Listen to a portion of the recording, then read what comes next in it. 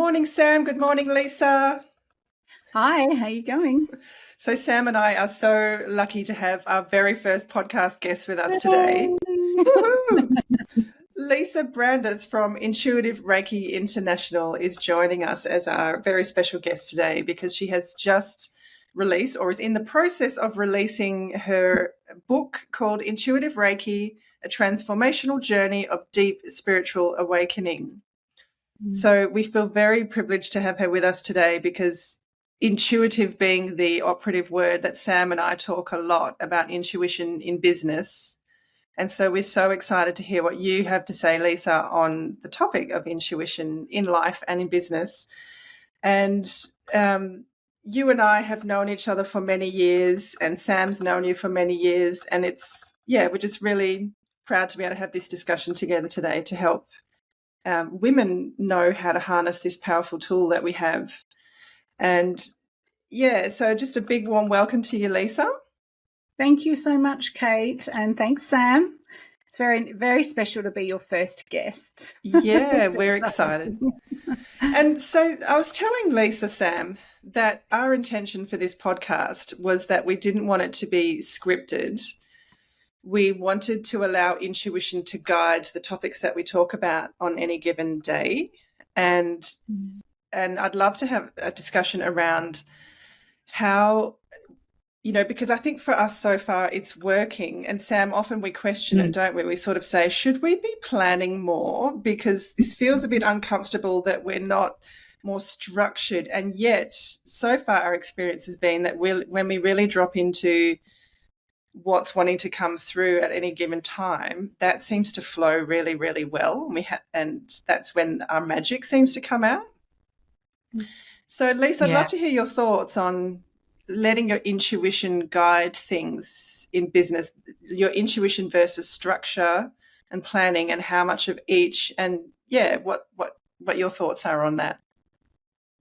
Yeah, I kind of look back on the early days, and I think, when I first started teaching my very first workshop, I remember sitting in the lounge room, and this is going back 20 years. So it's hard to believe I've been practicing Reiki for that long. But I remember sitting down with my husband. He's extremely logical. He's an analyzer. He works in drafting. I'm totally woo-woo. I go the scenic route everywhere. And he's like, get there direct, fast. A bit like you, Sam. He's like, on the fast, straight. And then I'm like the woo-woo spiritual, get there when it feels right. But what I loved about it with Gerald is he said, let's structure your run sheet for the workshop. Let's get really clear on every 10-minute increment what you plan to teach. Because I actually went from one-on-one training with my Reiki master to having an opportunity which was just synchronicity lined up. This is the kind of magic when you're in alignment and you're doing your heart's work. An opportunity arose where I was given asked to teach workshops, and the lady who owned a centre, Raylene, had said to me, I've got 4 people for your workshop. I'm like, 4? I don't know how to teach 4. Like I could barely teach 1. And so, getting that structure down was really important. And what I found is that once I had it, I remember the first couple of workshops, I really relied on that list and that structure and the detail. And of course, the workbook that supplemented the training. And then after a while, once you know the content, then you're free to play. So for me, I always have a run sheet. If I'm doing speaking events, there's always a plan, there's always a PowerPoint. But the true magic happens from being spontaneous, being in the moment, opening to that heart's wisdom, to the intuition, to channel. There's my phone going off when I actually thought I'd put it on silent. Sorry about that. It was 11:11, so that's cool. We'll let the angels come through and interrupt our podcast.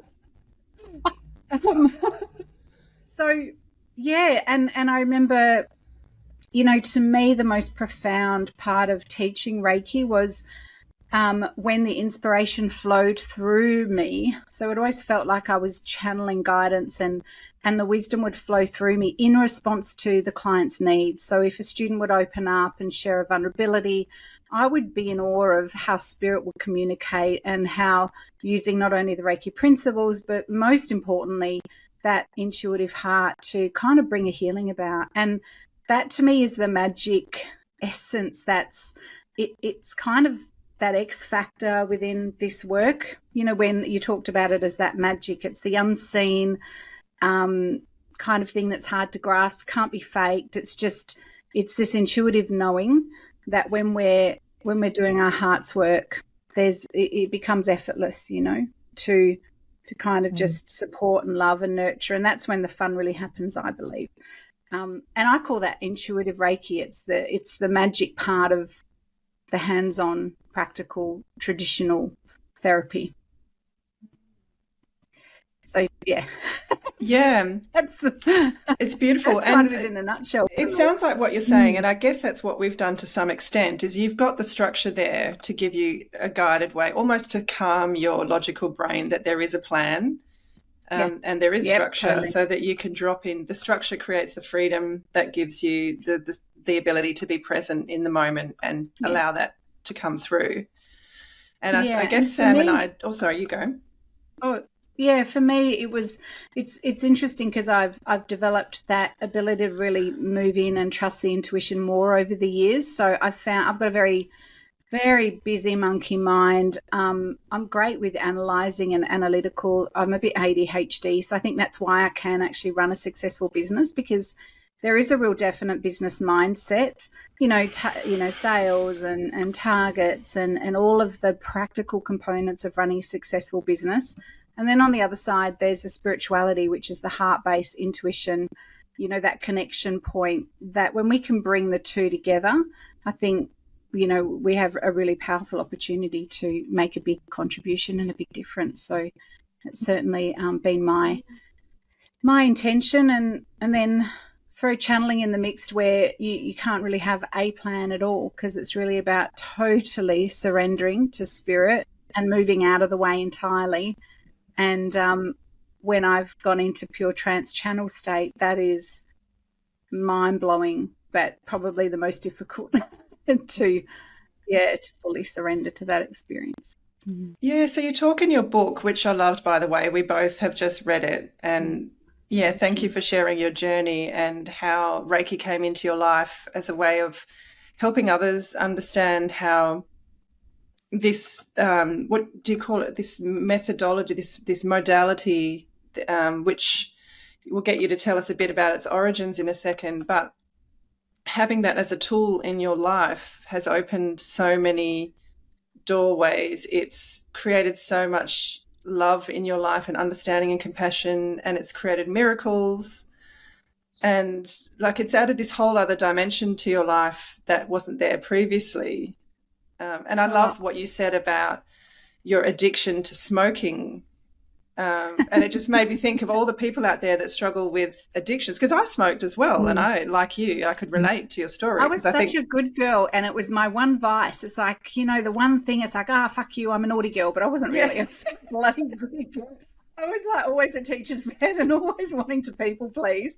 And I remember this one man, I was standing outside I think it was in my early days when I was going to a job, and I was standing outside having a cigarette, and he's like, you know, I thought you were such an attractive young lady until you pulled out the cigarette. And I'm just like, I don't care. Like, I don't care.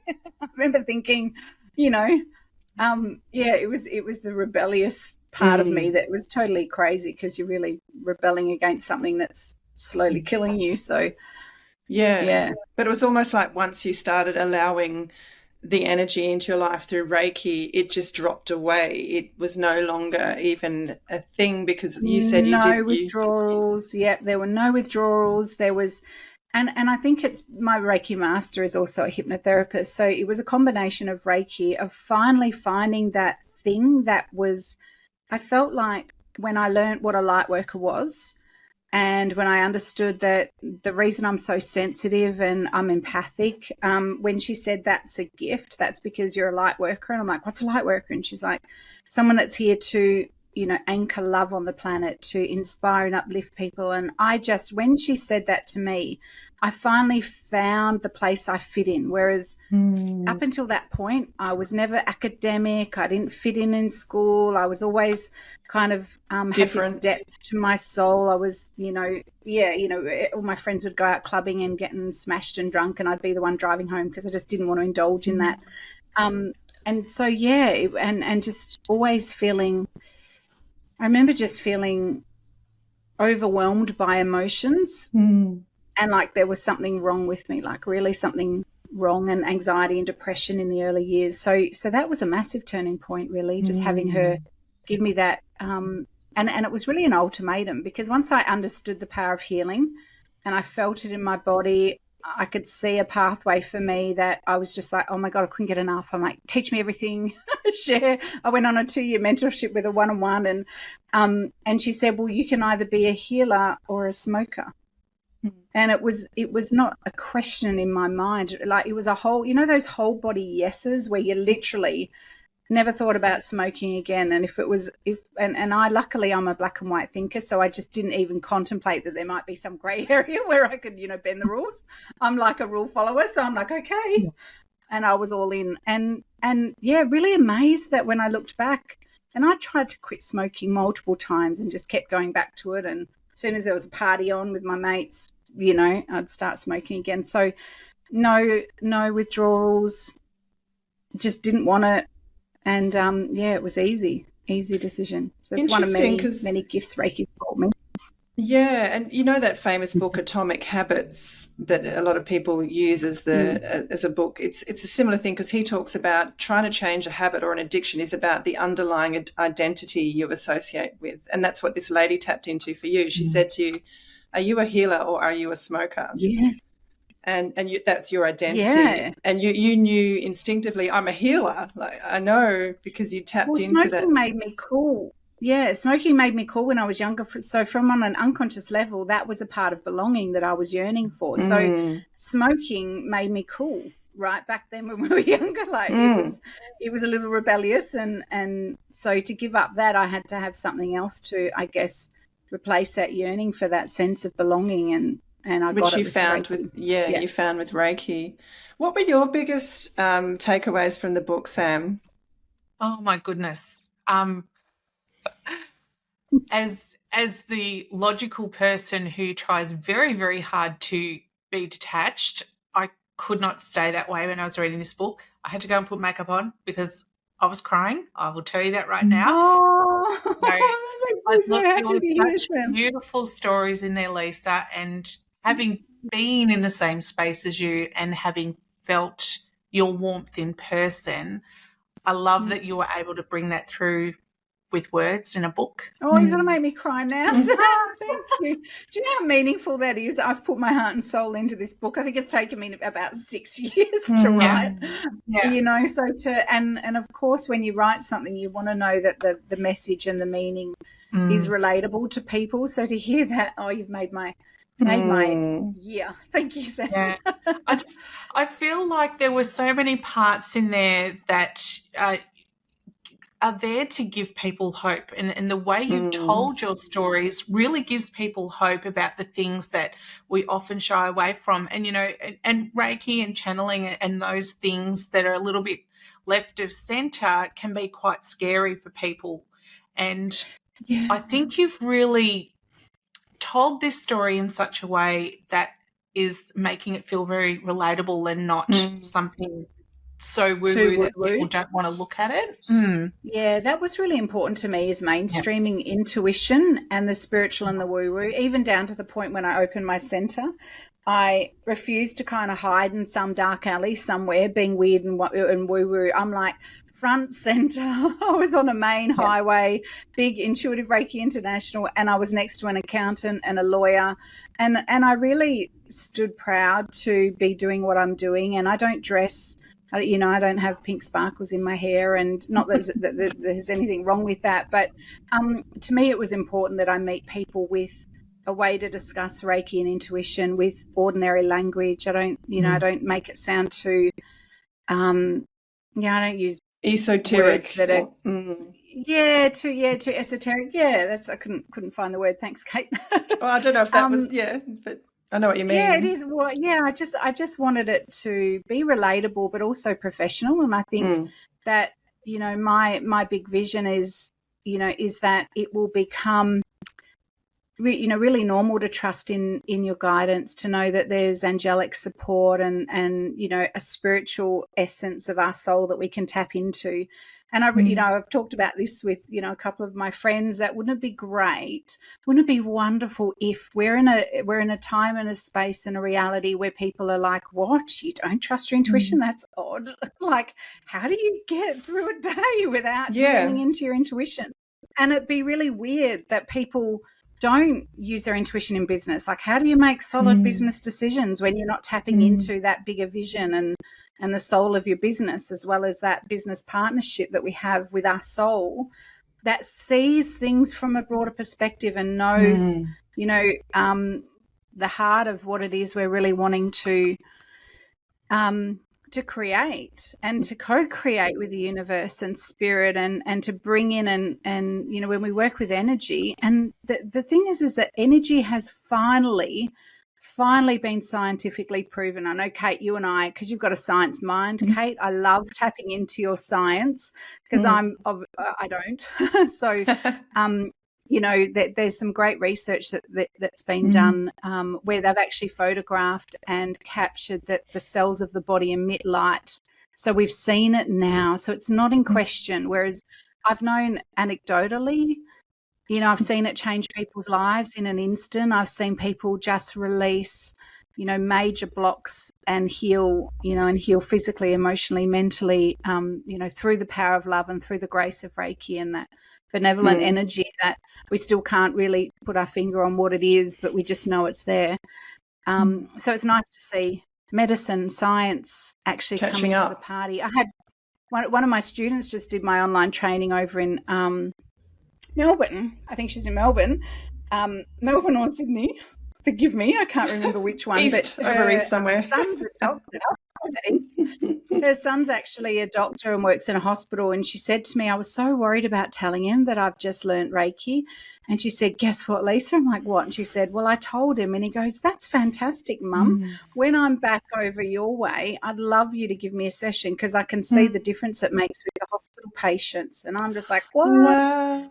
Yeah, it's happening. It's shifting. It's because it's like we're running without this superpower that's available to us. We're just not tapping into this incredible resource that everyone can use. And Lisa, I absolutely agree with Sam. Your book was beautiful, and there were 3 points that brought me to tears. The first one being about the beautiful little girl who had leukemia. Brittany. Is it leukemia? Brittany, our little Brittany fairy. And the moment you went into the room and she was lying with her mum on her chest, oh my goodness, that just broke me. But what you sensed in that moment, and just what that mother must have been going through, and yet she had peace because she was connecting with her daughter, and it was just so beautiful the way you described that. And the second one was about the young guy that you met in the lift who passed away the night after, and then you connected. I'm getting goosebumps now when you talk about that. Was my first real spirit communication, when I actually heard, felt, and saw a spirit, or what some would consider a ghost, but and totally. It's not the right word for it, is it? Yeah. Ghost is not the right word. To me, as a psychic medium, I studied psychic medium for years as part of that, just my own personal development. And my Reiki master at the time said, shall we bring him through? And I remember, okay, cool, because she was going to be doing it. Like, she was the one that brought spirit through. I didn't. I was just like there for the fun and watching, because a traditional medium will be the messenger for spirit. They'll hear and see or feel or use their psychic senses to connect to the spirit realm, and then they translate the messages to us. Whereas that wasn't what happened, because I was connected, and Reiki opens a door to your intuition. So, we connected through a process that we did. And I could see him, I could feel him, I could hear him. And I was just like, oh. And she's going, just ask him. What do you want to ask him? I'm like, I can't ask him. You ask him. And she's just like, you can do it. Just talk to him. And so it was like this, like what we're doing now, Kate. It was like hearing and feeling his love and his presence, and then having my master there facilitating this 3-way link between me and this beautiful child. And I think I couldn't recall, because this happened, it would be probably 18 years ago. I couldn't recall the words that were spoken, but I know the feeling that I had when I connected with him. And there was just this absolute sense of peace that the next day when I had to go into the hospital and there were teenagers crying, and it was just like walking into, everyone was devastated. And hugs and there was just this level of broader understanding I had, that I was able to hold space, without feeling that level of, like, I wasn't as distressed as the others were, because I knew I knew he was okay. I knew he was okay, and that was. It's what Sam said, that you give people hope. So this connection that you have allows you to hold that space and give others hope, which is what in that moment they don't feel, because he's gone and there's only despair and emptiness. But you were able to anchor in. And that's still very real. Yeah. Yeah, that loss and that grief is still very, I've done a lot of work with people that have, gone through grief and lost loved ones. And I've obviously lost, one of my Reiki masters, and was with her, right up until the end.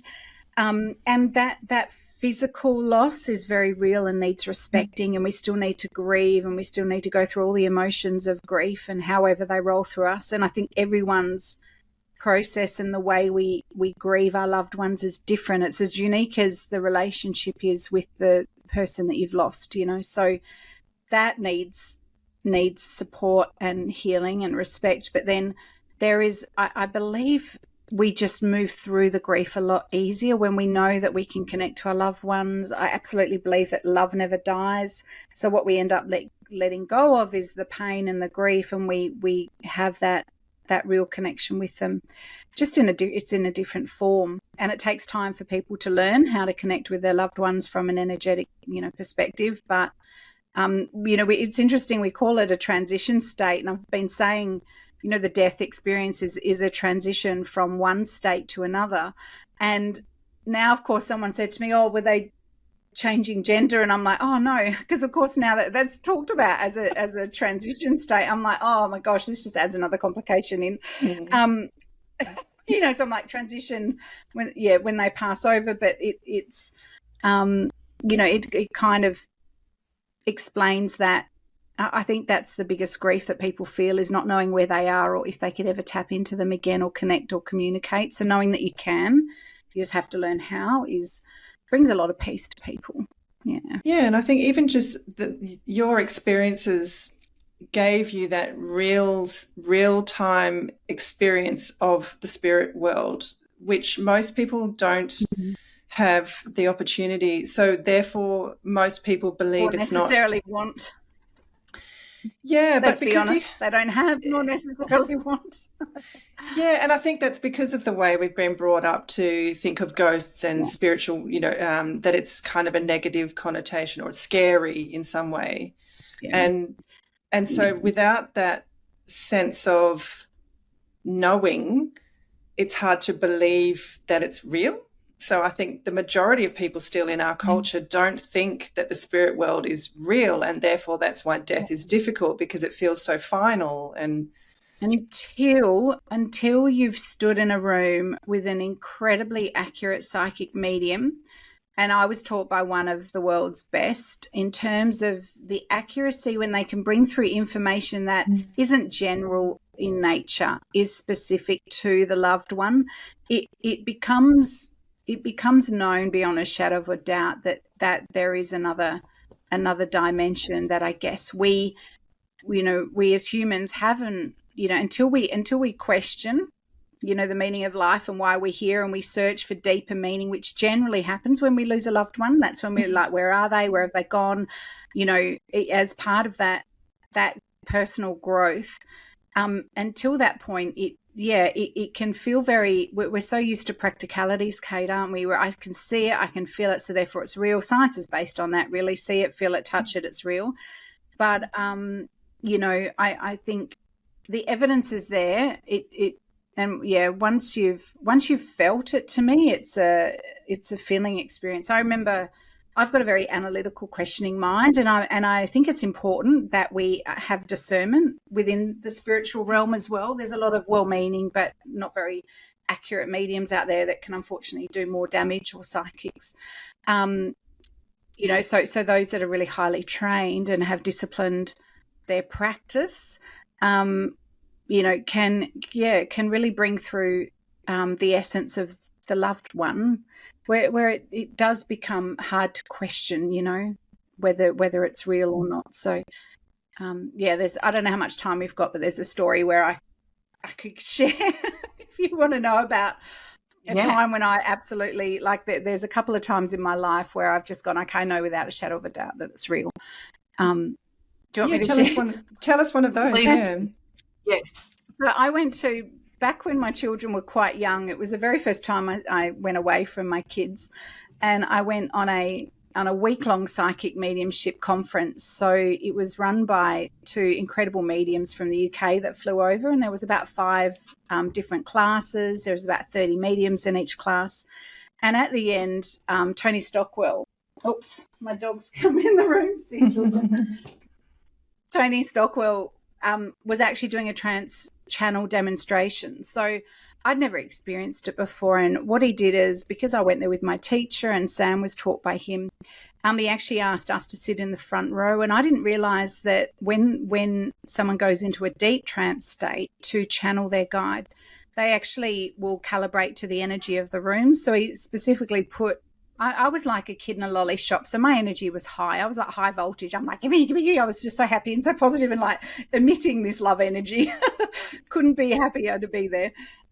So what happened is that when he dropped into a trance state to bring his guide through, I could absolutely feel with every part of my body the presence of his guide, and his energy was completely different to the human Tony that I'd become accustomed to know over the week.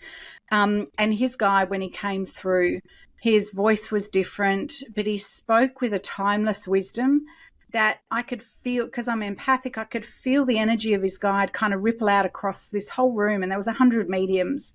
It was palpable. Like, you couldn't hear a pin drop.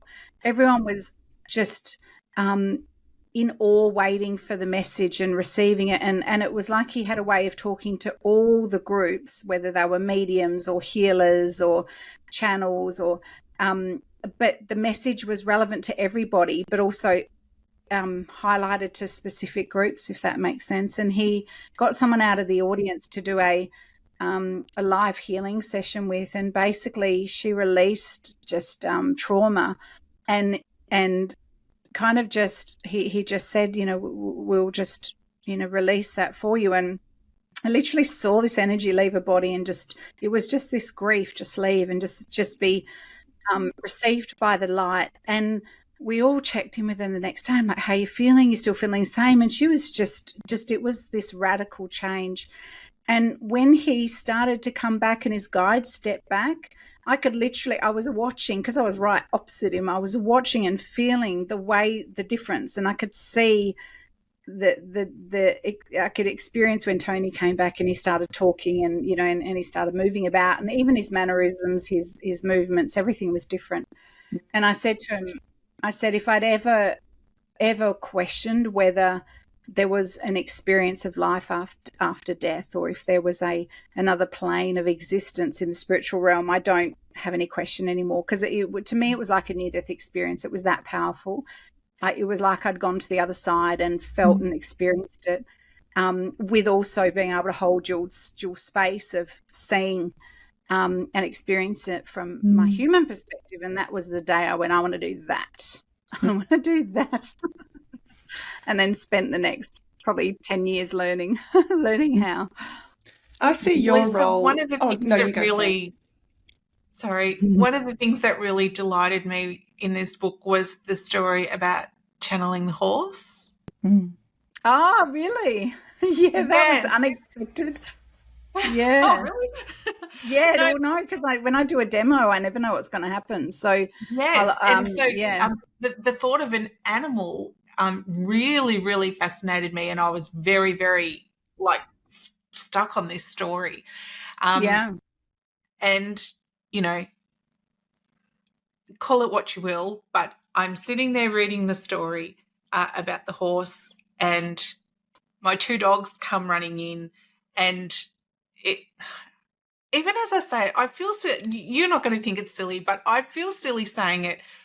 But straight away, I was sitting there and I got this sense that these two dogs that we've had them since we're babies, and I love these dogs so much, like ridiculously. We've had other dogs. I've never had the love for dogs, any of our dogs that I've got for these two.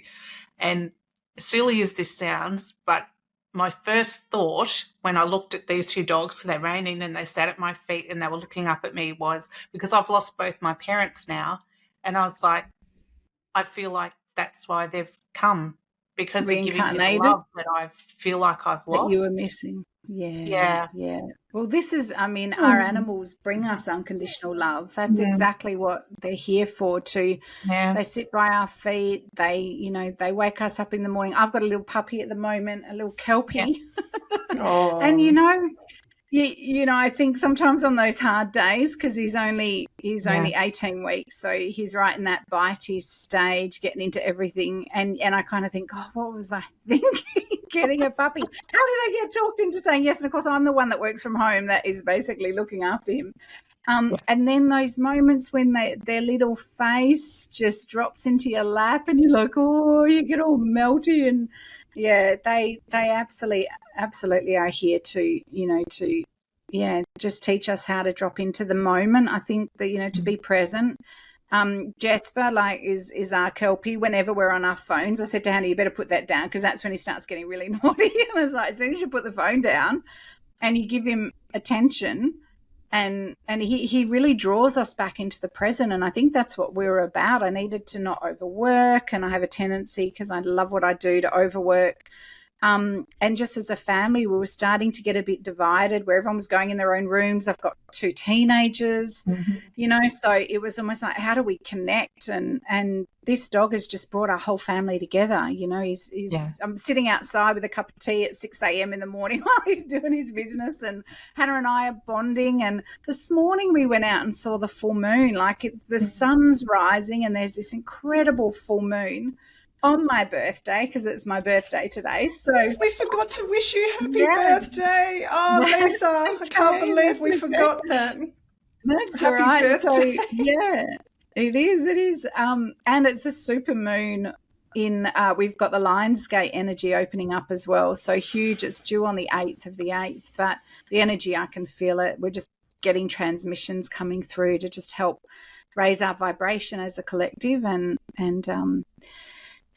bring more love and light through, and more kindness to humanity at a time when we're going through a disruption. There's old systems starting to break down, so that we can calibrate and change the way we're doing business, the way we're interacting, the way money's being exchanged. You guys would have noticed that, you know, just even the amount that we're using, you know, with overseas VAs and things like that. There's just it's all changing for the better. But there's that period of disruption first. Interesting. Have you got any quick tips for anybody that's listening who is in business and wants to start tapping into their intuition? Have you got any tips about how we can all start to do that? Yeah, absolutely. Trust that your emotions are your internal guidance system. So we've been taught as a society to dismiss our emotions, especially females, and especially females in powerful roles. It's like, oh, you're emotional, you're being emotional. Well, yes, and that's our superpower. So when we're feeling like we have a misalignment or something's not feeling right, it's so interesting. I just recently went through this decision, and I was really put on the spot to trust my intuition, yet I was also fighting against my people pleaser nature. And because when I make a commitment, it's very important to me that I have integrity and I stand by my commitments, but not to the detriment of myself. And what I realized is I was entering into an engagement that just wasn't resonating, and I just wasn't feeling excited about doing it. It wasn't feeling joyful. It wasn't feeling like a whole body yes. It did in the beginning, and sometimes it changes, because sometimes, you know, what's right then isn't right now, and we have to make a different decision. But what I found is that when I'm not sure about something, I'll analyze it with my head, and I'll look at things from a logical perspective, and then I'll also go into how do I feel. So, I'll go into the head, the heart, and the gut. So what is the head saying about this? What is the heart saying about this? What is the gut? And looking at how do I think about these three areas, like, and then how do I feel? And then what's my body saying? So if it's a yes, your body will literally do a full lean into. It's an expansive feeling. If it's a no, you feel a contraction, like the body wants to pull back. It wants to retreat. So for me, it's taking the time out to listen to your body, to meditate, to get clear, and to know that just because you're intuitive doesn't make these decisions any easier. So when it's hard, especially if you're going against a people-pleasing element, if you're like that, like I am, give yourself time. Give yourself time and reach out. You're both amazing business coaches. I've found it so helpful over the years to have a great advisor, a business coach that can be impartial, that can help me to get a clear help me to understand what my intuition's trying to tell me. Sometimes our ego doesn't want to hear it, or our fear comes in and plays a part. So for me, it's surround yourself with supportive people, especially women in business. I mean, other women in business, not other people with a normal job, because they don't get the entrepreneur's life. So choose your wizards wisely. Meditation is key. Obviously come and do a Reiki course. It's super easy and quick to learn. I do it online now as well as in person. So you can learn at your own pace and take the training that way. So yeah, these skills all open up the intuition. It makes making decisions so much easier, quicker, not totally pain-free. And I'm just being really honest here because, we still have to deal with disappointing others. But what I've learned over time is that when I really trust in myself and do what's right for me, it's usually what's right for everybody. When I go against my nature, whenever I felt something wasn't right, and I didn't trust it, then, we always know, don't we? And we get that experience later. And it's like, oh, I knew this didn't feel right. And we wait until it's become a really big problem, then we have to address and deal with. So and I mean, even down to just making arguments easier to navigate when we can drop into more love and compassion. But that's probably, meditation, guided meditation, just breathwork meditation. There's some great apps out there where we can get free meditations too, and you can get them on my website as well. So there's certainly lots of opportunity to just connect back in and probably be present, come back to the now. We spend a lot of our time in our heads, analysing, and whether that's just a simple walk outside and just looking at nature, playing and patting your puppy. And, that's the great thing with dogs is that they get us. I don't know if they were quick tips. Yeah, and Lisa, beautiful, Lisa. Thank you.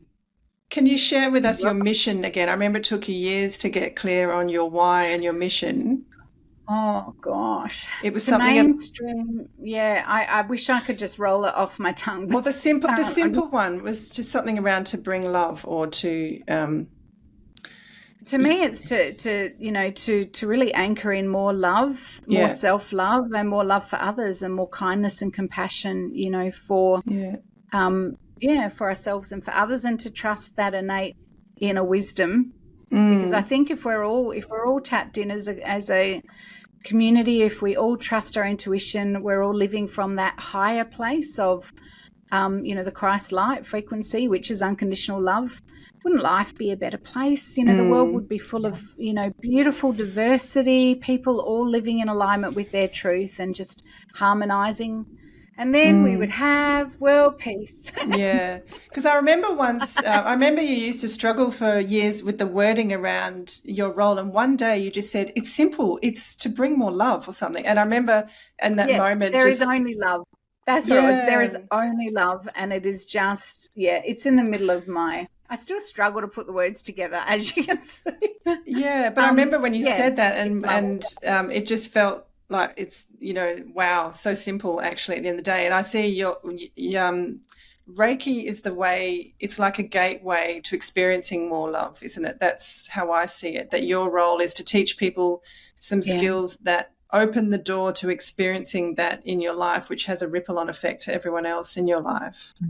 Yeah, I think Reiki gives you the practical and tactical step-by-step approach, because we need to have a process with which we can encounter these, these spiritual insights and experiences that happen through the heart. So one of my favorite sayings is, if you've ever got a problem in your life, what would love say? Or what would love do in this situation? So whether that be, what would someone who loves himself do in this situation?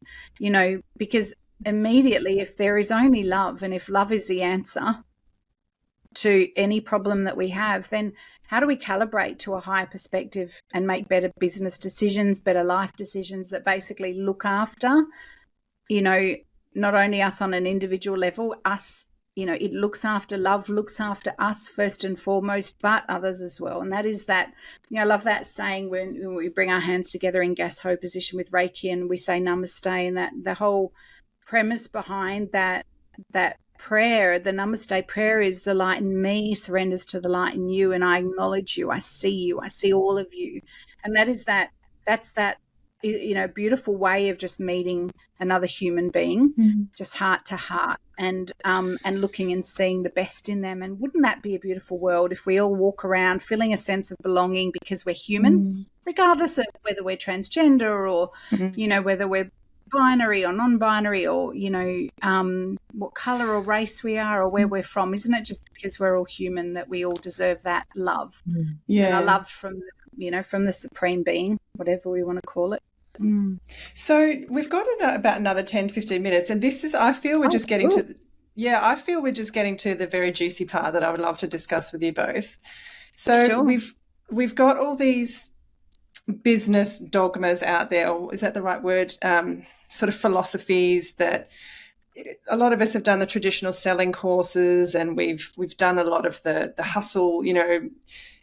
There's a lot of business coaches and courses that tell you have to hustle and have all these procedures in place, like 12 months locking contracts and the structures that mean you can make money in business. And my experience has been that that's not necessarily the case. And when you come from a place of love, so genuinely wanting to serve the person in front of you in the best way possible, that always ends up well. And I know some people would say you can't run a business that way, but my experience in the last year has been that yes, you can, because that's really been my intention. You don't get paid on hugs alone. This is what I remember going to this. Oh gosh, it was just a synchronicity of events, and this is what I love when you tapped into spirit. I basically was shopping. I think I had to take the dog for a grooming. I went over to the shops, ended up getting a foot massage, had this woman that found out I was a Reiki master, because they, as soon as you sit down, they're like, what do you, tell me about yourself. I'm like, I'm a Reiki master. And she's like, oh, wow, I love spirituality as well. Anyway, long story short, she invited me to this spiritual teaching that turned out to be the most incredible man that was teaching the Tao Te Ching. I don't know if I'm saying it properly, but he was basically teaching one verse of this this incredible spiritual text that I've been trying to dissect for years.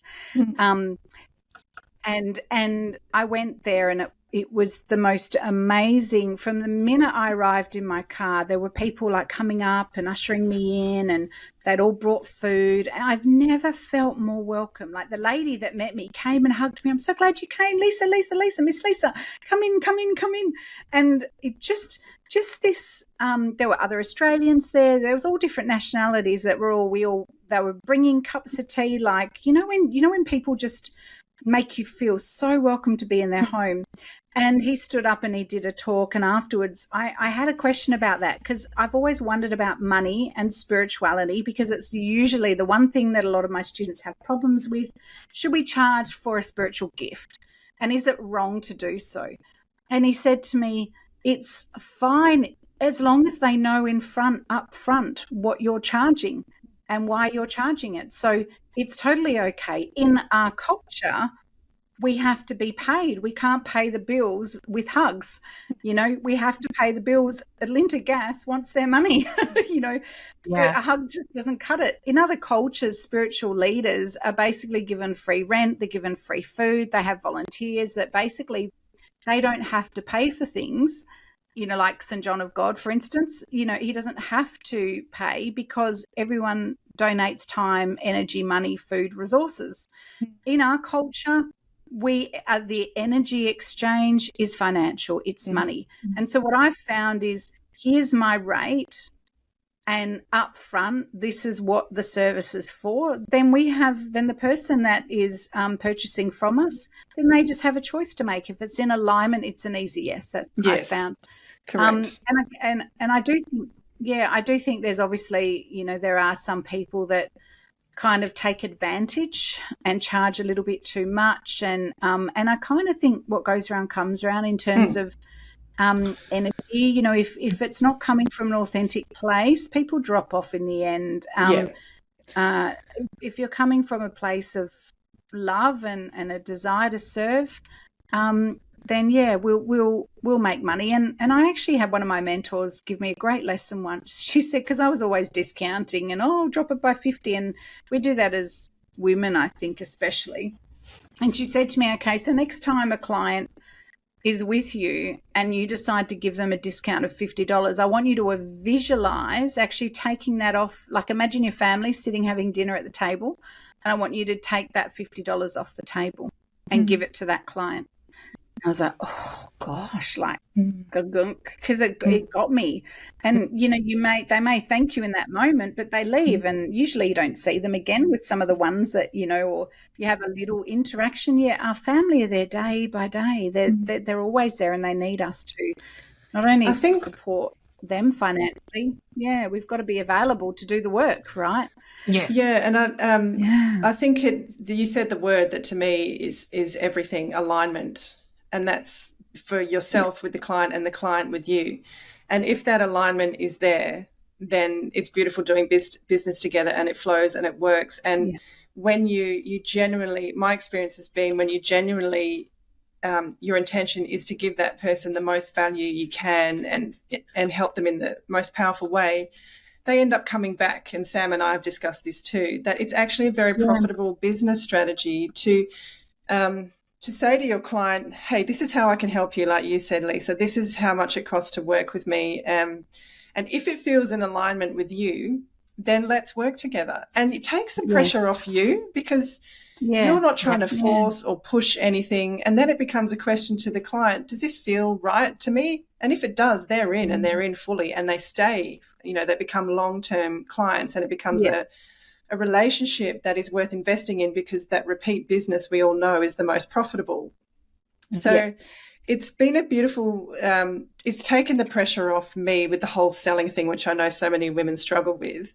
I don't have to try and push or pitch or force anymore. I just lay it on the table and say, this is what it is. If that feels good to you, let's do it, Yeah, there is something I want to mention here, which is really interesting and a great point to make, because we can go there. When I first started working in my business before I had coaching, I would kind of be of the mindset that I wouldn't say that, like, if I did a one-on-one session, I would basically have in the back of my mind, if they want to book back in, they will. Like, they know where to find me. They know they can come and see me. So I never invited them back again. I didn't have any packages.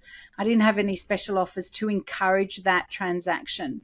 And what I've found is that with women, especially when it comes to like Reiki sessions or getting readings or getting that support, we tend to put ourselves on the bottom of the list. So I've noticed that we also need to present a good offer and make them aware of how we can help them, because if we don't, we're actually hurting them. If we don't tell them how we can help them and how incredible our session is, if people don't know the transformation that they can have through working with me for a short amount of time, then we're kind of robbing them of that experience. So it's not about pressuring them. It's not about pushing them. Like people, like I've heard you guys say lots of times, people don't like being sold to.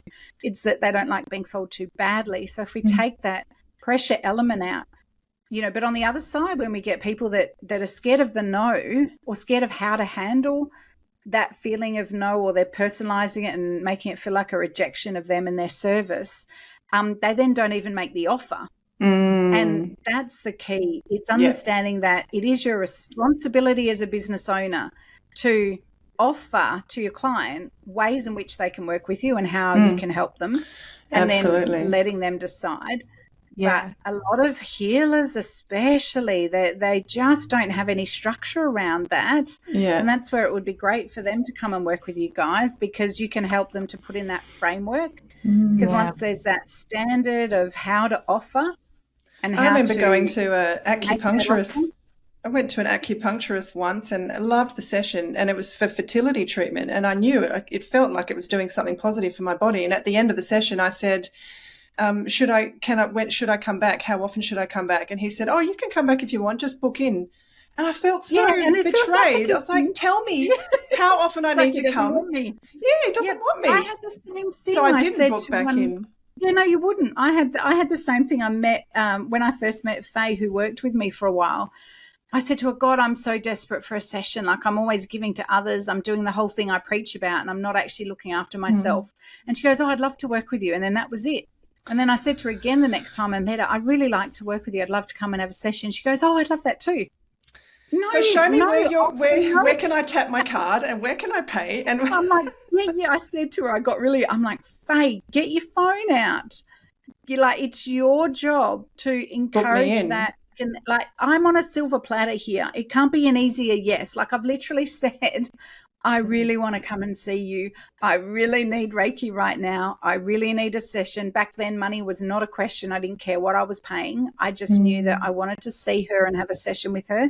And still she failed to close. Not good. Yeah. And you know, the problem I have with this, you know, and particularly in, you know, like Kate and I are working with service-based businesses predominantly, right? Yep.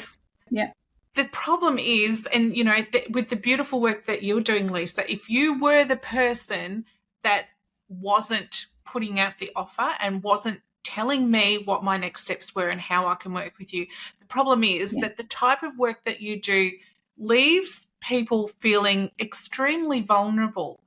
And if I came to you for Reiki and I was feeling very, very vulnerable, and then you did not offer to continue to do any work with me, I'm now feeling like I've been rejected. I'm not going to pursue you.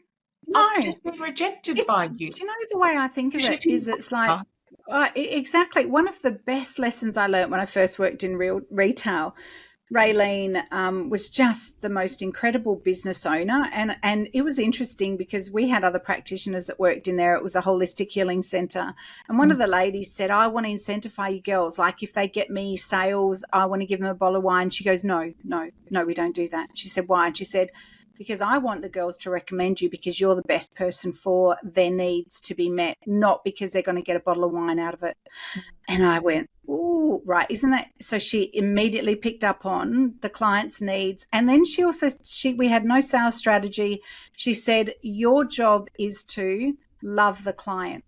And that means help them find what they need. If they're coming to buy something for their dad, help them find something for their dad. The products, the crystals, the sessions all sold themselves when we addressed the need of the client. So it was highly evolved sales training without it being sales. It was like, there's no sales tactics here. I'm just like, okay. And one of the other things she said is that when someone enters our center, you stop what you're doing and you welcome them in as if they'd come into your living room, as you would a friend coming into your home. And I remember that, and I know because I was so good at it. I'm just like, I love everybody. She said once, the love, your essence is like dripping off the walls with the amount of love that I had for that center and the customers. And it was because she gave me permission to. It was like we were guardians of that center. We all kind of felt a sense of ownership there, and all the practitioners, we worked so harmoniously together. And I think that's really stayed with me. And I've noticed that if I go somewhere and don't get acknowledged, I get really irritated because I'm like, I just walked into your lounge room. Yes. Even raised an eyebrow and said, I'll be a minute. And like, that is the key. That I'm standing here. Yeah, that's the key to all business, isn't it? It's got to be about making the customer feel special in doing business with you, or valued and seen and respected, and building that relationship with them. And it's just so, that's where it's at. And when you do that well, it has so many good benefits because they refer you, they become lifelong clients. It's only good comes out of treating the customer that way. And I mean, back when I first started, there was no social media. I remember being around in the days when it just started, and it was all word of mouth. And I remember standing in the centre and actually hearing a customer of mine talking about me to another customer and just going, oh, you know, when you're like witnessing this conversation. They didn't know I'd gone to the bathroom and I'd come out and I was kind of in the hallways and they hadn't seen me, but just hearing like a client of mine talking to someone referring me, and I just remember that feeling of absolutely being in awe of that experience. Like, you can't take that for granted. Word of mouth, when someone genuinely believes in the work that you do and they refer you. And I noticed, Sam, that you'd put a little note that you were reading my book in a group, and I just, the feeling I got, I'm like, oh, it just is that you can't request that. It just happens, doesn't it, when it's just because it's coming. It's like giving someone a genuine compliment, you know, where you just notice something about someone and it just it's almost effortless. But the power of it, I think, is I think all too often, don't we underestimate for some people what it takes to put their hand up and say, I need your help. Oh, you know, it's huge. There is so much in that, and I think, you know, you're absolutely right. They deserve honesty and respect, and that's all about, this is how I can help you and this is how much it's going to cost. Yeah. And the choice is always the other person's. Like, I feel like in sales training, where, you know, traditional sales training is trying to give us the power over someone else's decision, and I don't think that we have that. No, it should be the client's decision always. I remember one exchange back in the early days when I was first doing readings, and I was surrounded by incredible readers at Yes to Life where I worked. And I remember the day I stopped doing stopped being a receptionist. I was like the receptionist, the admin staff, and actually going in to do readings, because I used to do them for free. So I kind of got my practice in. When clients would come in, I'd just read and bring through messages just for fun. And then Raylene's like, okay, now it's time for you to start doing this properly and charging and just doing 1 hour readings. And I was mortified at the idea. And I remember a customer coming in and wanting to book with me. And I was thinking, why would you book and see me when you could see this person or that person? Like, they're so much better than me. And I remember talking to Raylene about it, because she was just such a great mentor. And I could be vulnerable with my feelings and what I was experiencing. And she said, why would you reject that person? They don't have the bond or the connection with that one or that one, no matter how good you think they are. They've chosen you and connected with you, and they've asked for you. And I'm like, how do you say yes? Like, it felt awkward. How do you just say? And she just said, I can't believe that I didn't know how to actually say yes to someone wanting to work with me, right? These are the basics. And she said to me, you just say, thank you, I would love to work with you. Yeah. And I'm like, once you know how to say yes, like, can you believe that was an issue? How do I actually say yes without looking awkward or weird? And then I remember having to ask her, how do I actually ask them for money? That wasn't, again, at the end of the session, how do you say, all right, how are you going to pay up? You know, give us your money. Like, and would you like, and I learned the phrase, just, how would you like to pay for that? So when you just say, how would you like to pay for that? It takes them into that exchange of, oh, yeah, okay. They need a reminder when you don't have a receptionist that takes a payment for you and you're doing your own payments. But finding a not awkward way to kind of say, can you give me the money now? How would you like to pay for that? Yeah. And I think with so many spiritual-led businesses, because it feels easy to it feels like you can't ask good money for the thing you're giving, because it comes so naturally and easily to you. And yet what I always tell the spiritual ladies that I'm working with, I'm like, but what's the value to them of that session that you've just given to them that's allowed them to access the higher power, that's allowed them to access their intuition, it's allowed quieten the monkey mind and they can now hear clearly, or they can, what is the value to that person? It's huge. And you're only charging $180. Like, look, you know, it's just shifting that perspective, isn't it? It's a value exchange. It is. Yeah. And also I think understanding that the reason my gifts come easily to me is because they're my God-given gifts. They're my path of greater service. So it does feel easy. When I'm out of alignment, it feels hard. When I'm not doing what I love, it feels difficult. It feels challenging. I have to work really hard at it. When I'm trying to fit in a place or an area that it doesn't resonate, that's hard work. Our soul's work is effortless. We do it. And I quite often, and this is something I teach my students. I'm like, when you get a client that you have loved the session, like we both love working together. They love it.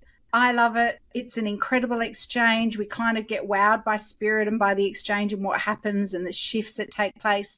And when they leave, I always say to the universe, more like that, thanks. Set the intention, because what you're doing is you're actually identifying your target market, your ideal person, your ideal target market that you love working with, but you're also then saying, them to the power of 10 thanks.